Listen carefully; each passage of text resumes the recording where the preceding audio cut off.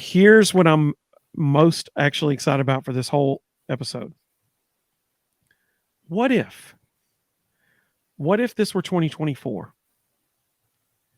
and all that mattered, there were no divisions, and all that mattered was who has the best record? Let's look at what happens there. This would be how my scenario would have played out. Alabama would have been the SEC regular season champion because they would have gone 8-0 in the conference. But see, this is just a hypothetical situation or prediction, and there's already controversy because look at number 2. LSU and Tennessee would be tied for number 2. So the question then becomes, if this were next year, how do you break that tie? Because the thing with that is next year, or in this situation, you'd say, well, head to head, but they don't play each other. So then you'd say, okay, well, common opponent. Well, the common opponent was Alabama in this situation, and Alabama beat both of them. So what are you using as the tiebreaker?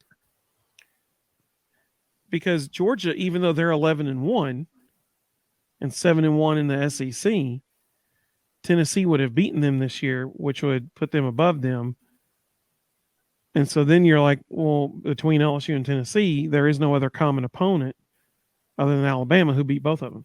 So what I mean, Kevin said, could it be points scored? I mean, maybe. I mean, I don't know.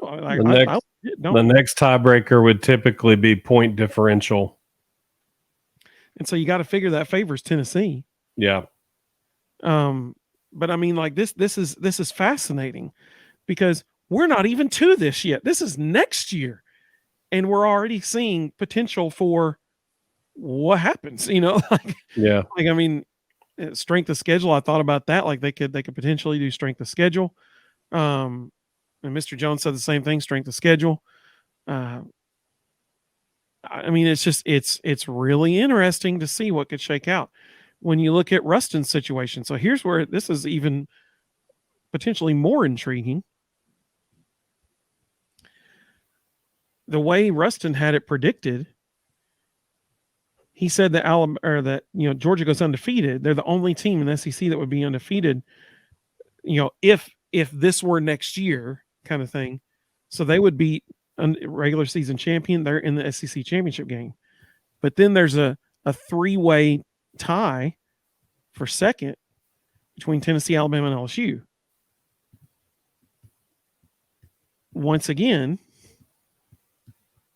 the common opponent here is Alabama, and they're actually the people they're the people who would determine this, because in this scenario, Alabama beat LSU, but Tennessee beat Alabama. Yeah. And so you would think that would put Tennessee ahead, but people at LSU could say, but wait a minute, Tennessee didn't beat us. And Tennessee's only loss would be Georgia, who was the number 1 team. So I would have to think that this is how they would shake out. They would have Tennessee as the number 2 getting the bid to the SEC championship game, since they beat Alabama, who beat LSU. I would have to think this was how it would shake out. So